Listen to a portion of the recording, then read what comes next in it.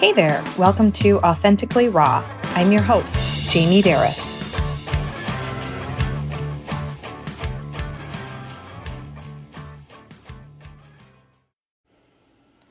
Question for you. Do you go to unsupportive people to get support? So before I ask questions or I go into this little discussion further, it made me think of the quote, which was, I believe, first said by Albert Einstein, and it's been morphed and kind of changed up a lot, but it says something similar to this. The definition of insanity is doing the same thing over and over and expecting different results.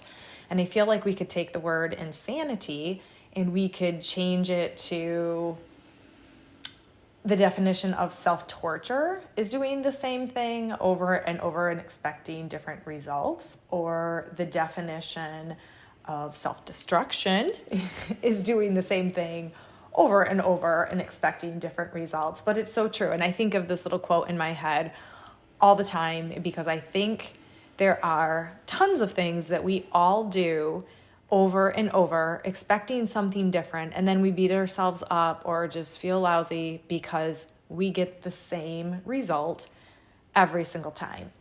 So, back to the original question.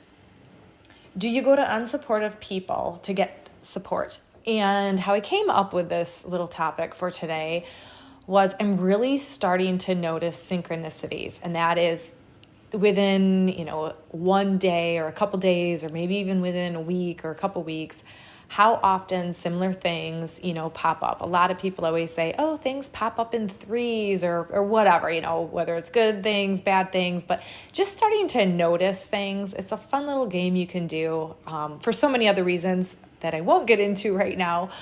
But the synchronicity here is within the last 24 hours, I've had probably 4 conversations that just popped up, not by me stirring it up or me bringing it up, but with someone else, 2 clients and 2 friends. And the conversation was about either themselves or someone that they were talking with that was very disappointed or upset, angry, sad, whatever it was, that hurt, just that someone in their life was continuously unsupportive of them. And it brings me straight to the question of why do we keep going to unsupportive people to get support? It's one thing when someone isn't very supportive in the way we had hoped. When we bring something to them, say it's something very exciting, good news, we're pumped up about it. We're going on a vacation, or we just got back and we want to share it. There's some enthusiasm there, or we got a promotion, or, there's something really good happened in our lives to us, for us, someone we love, something like that. And we share it and they're just kind of like, meh, whatever. And you feel a little down, right? I mean, that happens. Or maybe there's something on the other side of that where something happens to us that is tragic, or, some bad news, something happens in our lives or to one of our loved ones, and we reach out because we are sad or we're angry or, whatever the feeling is, it's a negative emotion that we're experiencing, and we reach out to someone for some comfort and support, and we're not met with what we had hoped for, right? Those loving arms, those encouraging words, whatever it is. And we've all experienced this. But there are patterns in our lives where we are seeking support from someone or a few people or whatever, and we are continuously met not in how we had hoped. So we, internalize this as being unsupportive, and yet we keep going back to that same source to feel supported. And the question is, why are we doing that? Why are we doing that to ourselves? It is self-torture, and it truly is. It keeps us stuck in this place of, not being able to meet our own needs, but then we almost kind of transfer that to other people, that they don't meet a certain need because they're either not giving us what we're seeking from them, they can't match either, whatever emotion we want them to match. We can't get from them what we're seeking, and yet we keep going back.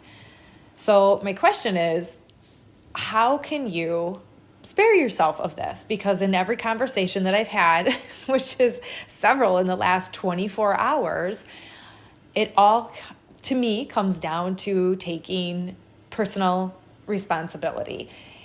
Because when we keep going to the same people, which typically, this is because this came up actually in every conversation, that the people were seeking support, it was from family members, blood relatives, whether that is, someone in your own home, could be parent, cousin, aunt, uncle, sister, brother, but it was someone that we expect because they're a blood relative or married, maybe they're married in some sort of a relative, that they should automatically be giving us support. And then the second was someone really, really close that wasn't a relative. Maybe it's a best friend or, someone that you've at least known for a very long time and you know each other, pretty deep or pretty intimate, a lot of personal things, and they aren't giving you the support. So it's generally these people that we find are closest to us, and yet they're not supporting us. And so it makes us feel pretty distant and, hurt by that. And so I think my two things I've been thinking about during this conversation is, one, the responsibility, and number two, knowing that there's so many people out there that you can feel supported by, and that we have to somehow break that mold and get rid of the story. Really, truly, it's a story in our head that these people that we defined, and I'm putting this in air quotes, closest to us should be the most supportive. And I use the word should on purpose, because should is a crappy word that should be eliminated from our vocabularies. But when we don't get that from people that we really it's almost like demand it from, in essence, we are setting ourselves up really for just more pain. And it's, to me, you can't stop pain from happening to you, but you definitely can choose to suffer. I do firmly believe in that. Pain is inevitable in life, but suffering is a choice. And I think every time we go to unsupportive people for support, we are choosing to suffer or put ourselves through that. And one way I think we can take responsibility, obviously, this is the obvious one, is to just stop. Stop going to those people for support. If you have good news, great news, mediocre news, just things you want to share, or really bad news, and you need a shoulder to cry on, or you need advice and whatever, and you could be met with a million things. Maybe you've got some great idea you want to do, and they just suck the wind right out of your sails. And you notice that's a continuous pattern with this person. Stop. You already know they're a Debbie Downer, or they suck the wind out of, of everything and tell you why it's not going to work, why you're going to fail, and it'd be too hard, or you can't do that, and blah, blah, blah, blah. That's their own thinking. It's their thinking, and let it stay with them. Let it stay with them. Or there could be the person you go to and, something great happened and they are just the envious type. Something really good happened to you and they are a little bit envious, right? And so they cannot meet your enthusiasm or your excitement when you accomplish something, or, what happens in your life is good, and they're struggling. And so they can't support you and cheer you on in the way that you want them to. Stop showing up. Stop taking it to them. And if it's someone in a different case, maybe you're sad, you've went through some heartbreak, or you've gotten some news, maybe it's a health thing, and you're really scared, or you're angry, or just, devastating news has come on you, and you go to someone and you're full of emotion. You're full of raw emotion. Sometimes just because of their personality and who they are, some people just can't meet other people's big, raw emotions. That is fine. Let them be. Don't take it to them, because you're going to be met with if they're uncomfortable, that's what you're going to be met with. They don't know what to do. They don't know what to say. They don't know how to just sit and listen. Maybe that's all you need, but they don't know how to do that. Or they fill the void with some words that seem cold and harsh because they're panicking, because they're so uncomfortable, because, maybe they have a hard time dealing with their own emotions and they're just not comfortable with being vulnerable themselves. So when people bring their vulnerability on them, they panic and they come across as cold or harsh or distant or uncaring. Move on. Just move on.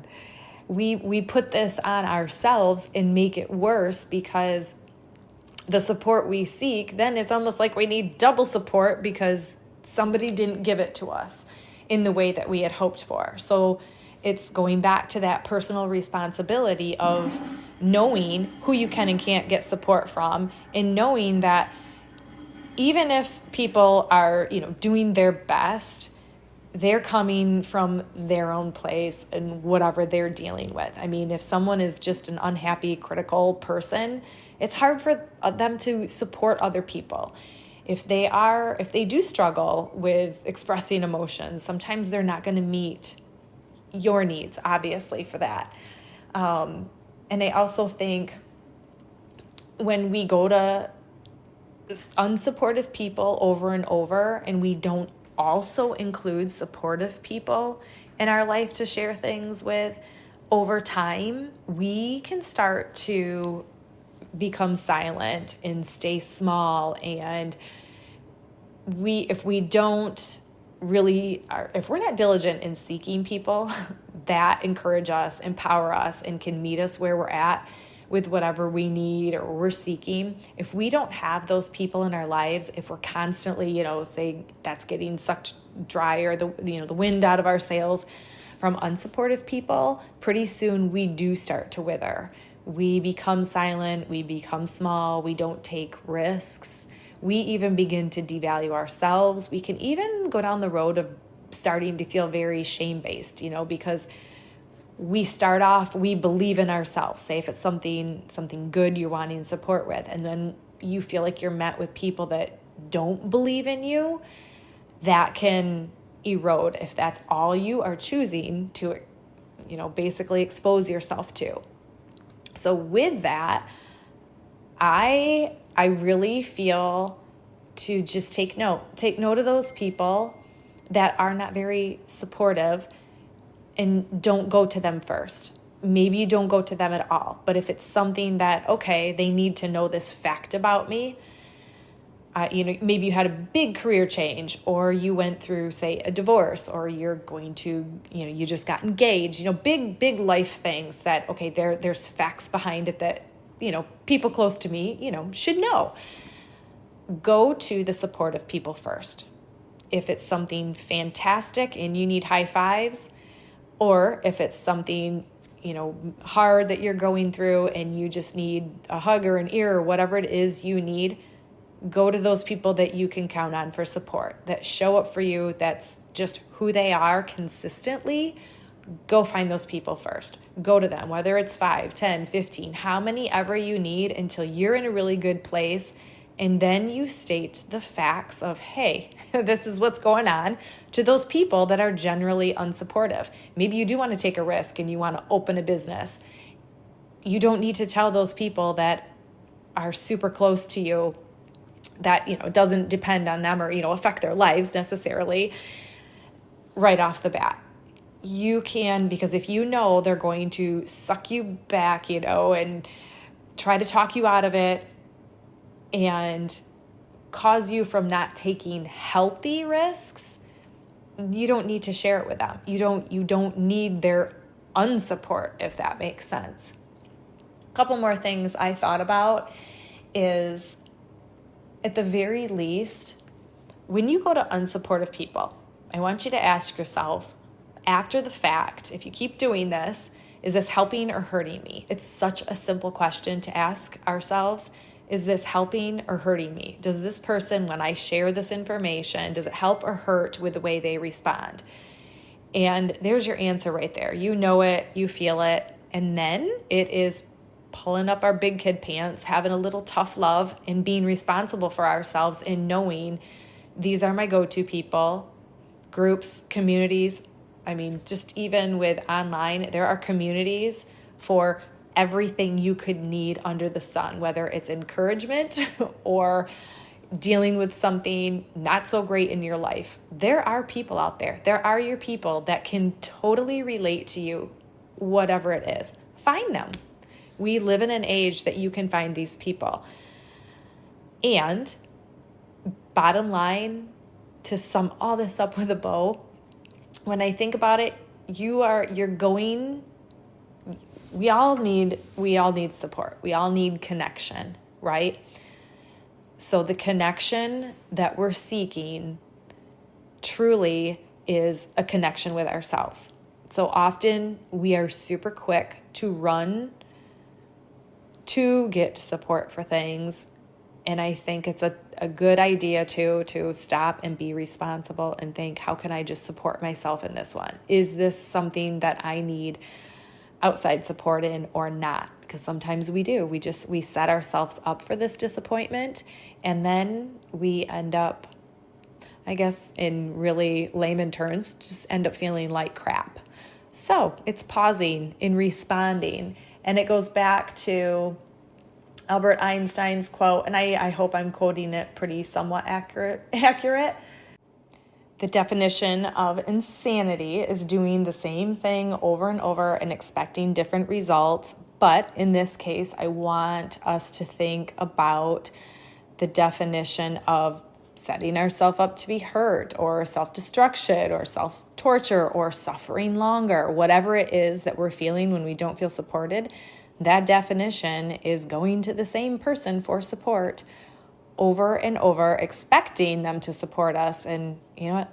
A different result. They just don't. They give us the same result over and over. So with that said, I hope it opens up awareness to you. And with that awareness, we take responsibility for ourselves so we can set ourselves up for less pain and more feeling good, because it starts with our own personal responsibility. As always, I'm rooting for you. Be real, be raw, be authentic. Thank you so much for listening to Authentically Raw. I'd love to hear from you. Shoot me an email, jamie@jamieberris.com, and let me know what episodes resonate with you and why. Are you a people pleaser?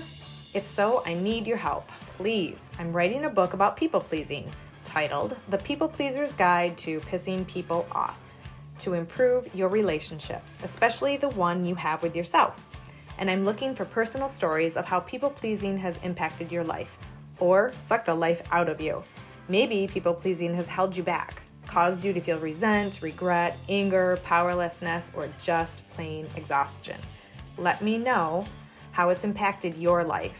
Who knows, maybe your story will inspire my writing and grace the pages in some shape or form in this handy-dandy little guide. Also, if you enjoy the Authentically Raw content, please support the show by following and leaving a review on Apple Podcasts. Simply scroll down through the episodes and you will see where to do so. Want to learn more about life coaching? Head over to my website, jamieberris.com, and check it out. You can also follow me on social media at Jamie Berris for lots of inspiration and empowerment. One last thing, I'm rooting for you. Be real, be raw, be authentic.